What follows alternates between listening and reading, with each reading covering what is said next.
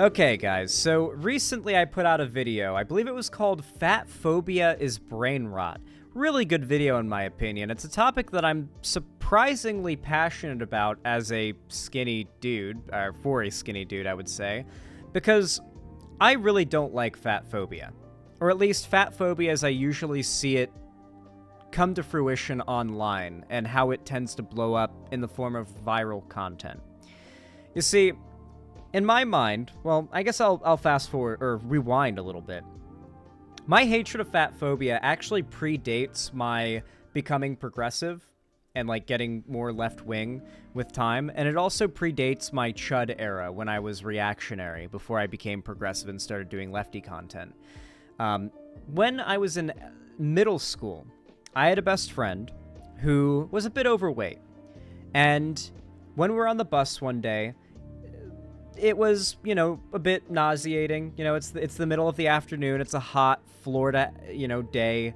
And my friend was looking down and reading a book on the bus. I don't know how he does it. I've never been able to read a phone or a tablet or a book or anything without immediately getting a migraine and getting nauseous in a car. I just don't have that power. It makes me so car sick. But he would try and push through to read a book on the bus. And one day it made him sick. And he threw up, you know, he just got car sick and threw up. And the next day, kid that was just a little shitter, like this stuff like this happened once or twice, well, more than once or twice. Kid that was a shitter that would sit a few seats back ended up basically loudly joking about what happened in my earshot. And I ended up yelling at him. I don't remember what I said. I think I just told him to shut the fuck up and called him like a dipshit or an asshole or something. And ever since then, and after that point, I've always had a real pet peeve for fat phobia because, you know, I was friends with this person who was overweight, and they got a lot of shit for being overweight. And I knew this person. They're a good person. They're my friend. I care about them. And getting to experience fat phobia vicariously, by proxy, by being there when my friend had to experience it, and being upset by it, but not really being able to stop it or really defend my friend in a way that had any real stick or like that did anything in the long run, it really upset me. And ever since then, I've found fat phobia, at least the way it rears its ugly head, as like hate and judgment and scrutiny and, you know, mean-spirited humor. I feel like it's lazy. I feel like it's low-hanging fruit because it feels as though right now, while there is a budding movement for not... I feel like fat acceptance is a misnomer. It's not that the fatness is what's being accepted. It's that the people who are overweight are who are being accepted is what the movement is trying to fight for. And it feels that while there are those movements that are fighting for, you know, recognition and, you know, to fight against being, what's the term for it? Editor, cut out this this pause here. Discrimination. Sorry, that's the word I was looking for. Discrimination. That they face for being overweight, I feel like fighting against that is good, and while these groups are, you know, they exist, it's still not the same as like racism or homophobia or even transphobia. If you're homophobic, transphobic, whatever, this can be career-ending for you because people recognize it as, you know, hateful and mean, and you're attacking people for things that do not... that are just out of pocket to attack people for, notably because they're immutable characteristics, which being overweight is not immutable most of the time, but regardless, I think the spirit of it is there. And because the wide acceptance of, you know, like pro or anti-fat phobia is not as widespread as we would like it to be, there's still this like low-hanging fruit aspect to it where like modern media still feels like its go-to is like making a fat joke is just an easy gotcha, you know? Like it's the most edgy thing, the meanest-spirited, edgiest thing they can do without getting into some real hot water, you know? It's like the very edge that they can go to before they're getting into some iffy territory, you know? And it's just, it feels cowardly. It feels really cowardly. But outside of that, there's also the outright hateful, judgmental fat phobia. It feels like all of a sudden, just at the snap of someone's fingers, all the right-wing pundits that are popular right now just started talking about how fat acceptance is bad just out of nowhere. Not because anything happened, but just because it became popular all of a sudden. I wonder if they're getting notes from some organization. We already know that Chris Raygun made a TikTok talking about how he was approached by a large conservative organization and offered money to repeat talking points that would be, like, fed to him, and he rejected it. And as time goes on, it's very clear which YouTubers accepted the offer and which ones denied it. And that is the most that he said. And I wonder if Blair White's one of the people who accepted that offer, because I know the Daily Wire lady, what's her name? Brett Cooper just did a dumb fuck fat phobia video. So Blair White jumping onto the train right after doesn't surprise me. And yes, that's who we're talking about today. Blair White. She has done something truly awful to try and own fat people or own fat acceptance people. This TikTok, or I guess YouTube short, I'm sorry, they're the same thing to me. I'm a boomer. This TikTok YouTube short went viral, like responding to a Blair White video and something she did in the video.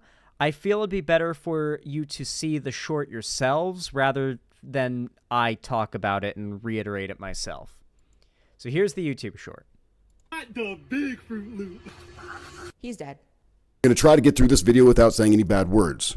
This is Blair White, a transgender YouTuber that makes right-wing content. This video has me extremely upset. I'm very, very angry right now. That's because this is my friend. His name is Taylor Lejeune, aka Waffler69, and he did not die because of what he was eating. He did not die because of his weight or because he was obese. He died because he had a genetic heart condition. When he died, I painted a picture of him. That picture's right behind me. He suffered from a genetic heart condition that ran in the family. Both his father and his grandfather both died at a young age because of the same condition. He was one of the most genuinely kind people I've ever known in my life. And to sit there and try to defame him and slander his name, all for some agenda, is sick. Yeah. Basically, Blair White wanted to get some kind of own, and this YouTuber who's passed away to a genetic heart condition that had nothing to do with his weight, Blair White just decided to imply, at least, that his weight was the reason, basically implying that he deserved to die, because that's the entire point of this video. We're about to watch it, not in full, because it's 30 minutes and it's Blair White, and she's literally intolerable. But her whole argument is this idea that we shouldn't do fat acceptance because fat acceptance encourages people who are fat not to be fat anymore, and being fat encourages people who are fat to continue being fat, and being fat is some kind of moral failing in her world. It ain't his fault he died. Yeah, it's just bad RNG. He got bad RNG because of a heart condition that killed his grandfather and his father before him, right? So yeah, it's really disgusting. I'm going to read some of the comments in that short because the Blair White fans have started rating it, and I have made a lot of videos on Blair White, and there are videos in which it's just back-to-back-to-back receipts proving she's a liar. Her fans do not watch the videos. Her fans did not watch that short, and the ones that do have so much cognitive dissonance that they somehow come up with the most insane excuses to defend Blair White I have ever seen in the replies, both of my replies and that TikTok or Shorts replies that we're going to be reading momentarily. Here's the video that the clip from Blair White is taken from. We're gonna be dunking on it. The video is called "Fat Positive Activists Are Passing Away, but the Cult Must Go On," and the first segment is called "The Literal Death of the Movement." It's really disgusting shit. She's now trying to weaponize people's deaths for a political agenda. And the fact that at least one of these people who's died did not die having to do with anything being overweight makes it pretty clear how low her bar for truthfulness in this shameless-ass, disgusting video is. Now, Blair White is, and I need to be very, very clear here, evil. Blair White is an evil person. E-V-I-L, okay? One of the biggest lies Blair White ever told was claiming that trans women who've gotten bottom surgery are being crazy if they think they should get checked for cervical cancer.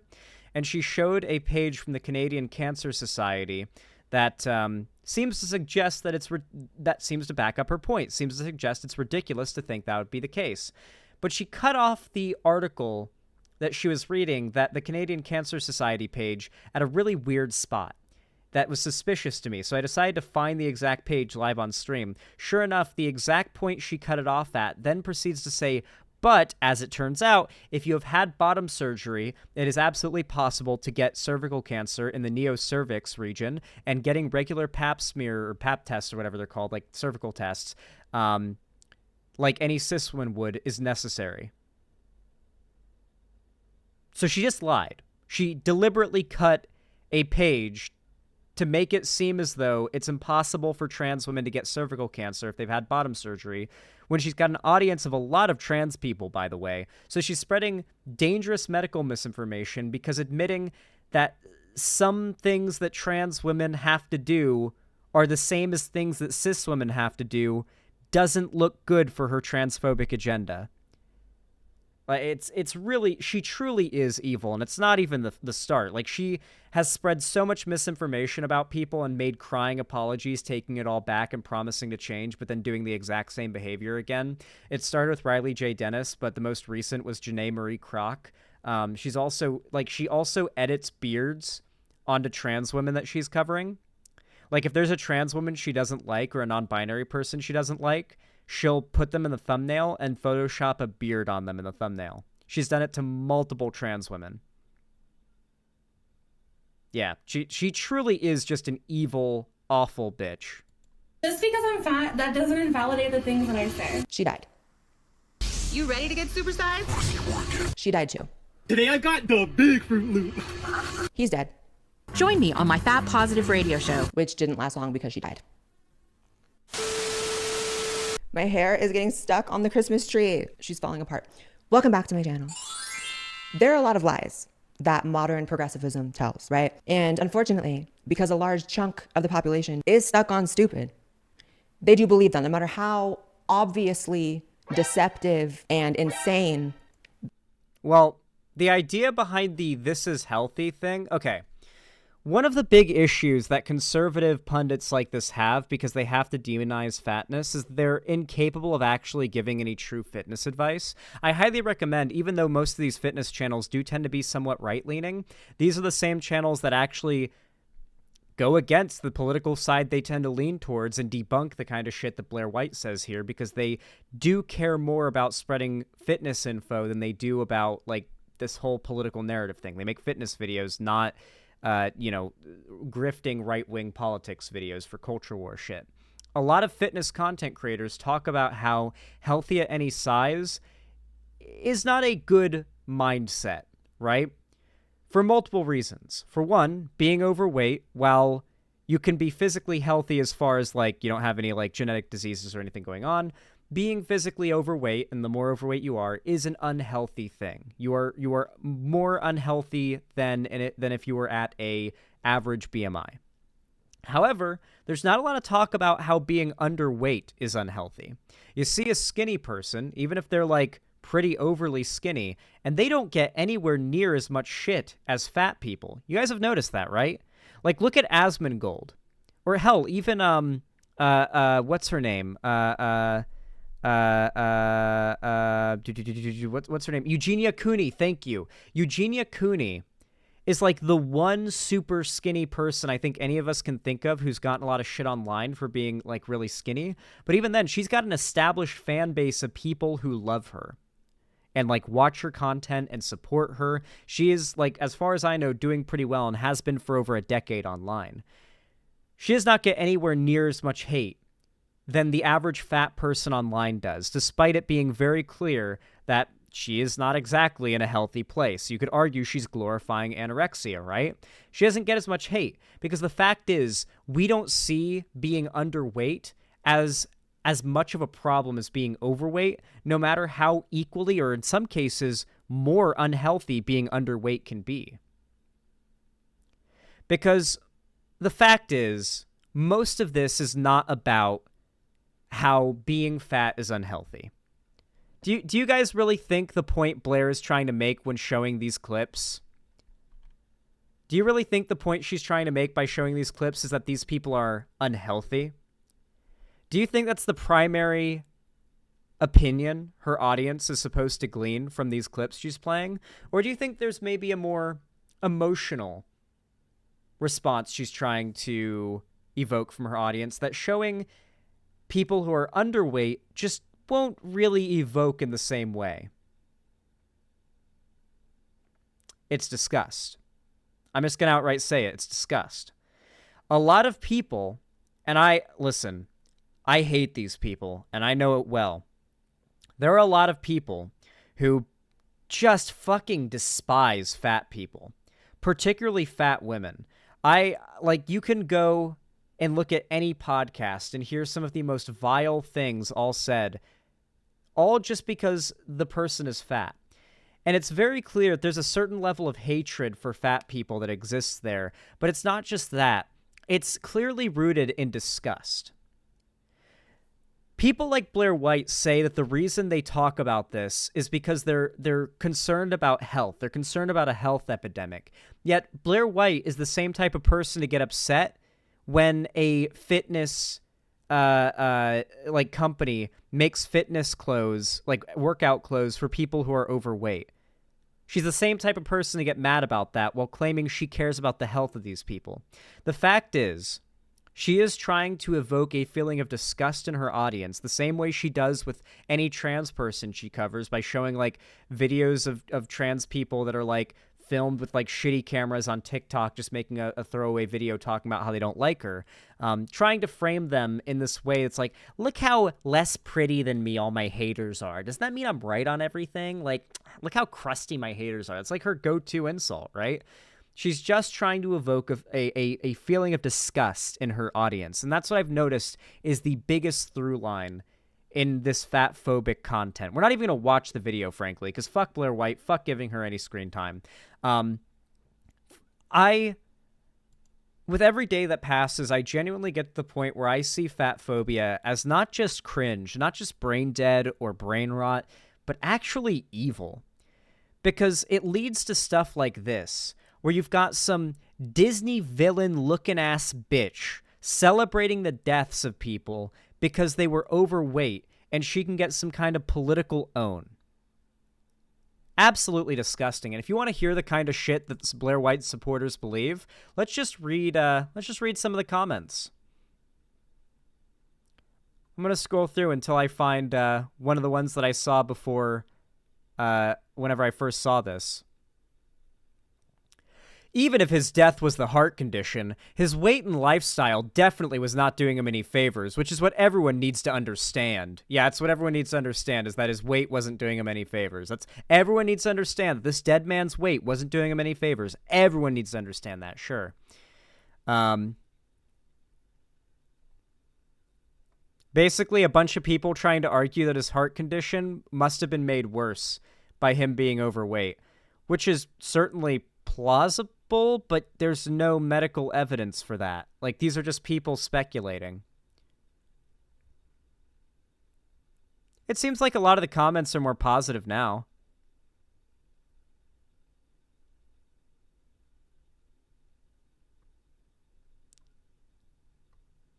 Okay. Most of these comments are pretty nice than what I saw before, actually. I saw a lot of mean comments when I first read through this. Huh. Nice. I'm glad the comments are positive. I really wonder how many of these dramas Blair White's reputation can live through. I know her fans live in a really big echo chamber, and they've got some serious, like, bias that they're willing to, like, they're just willing to look past a lot of stuff.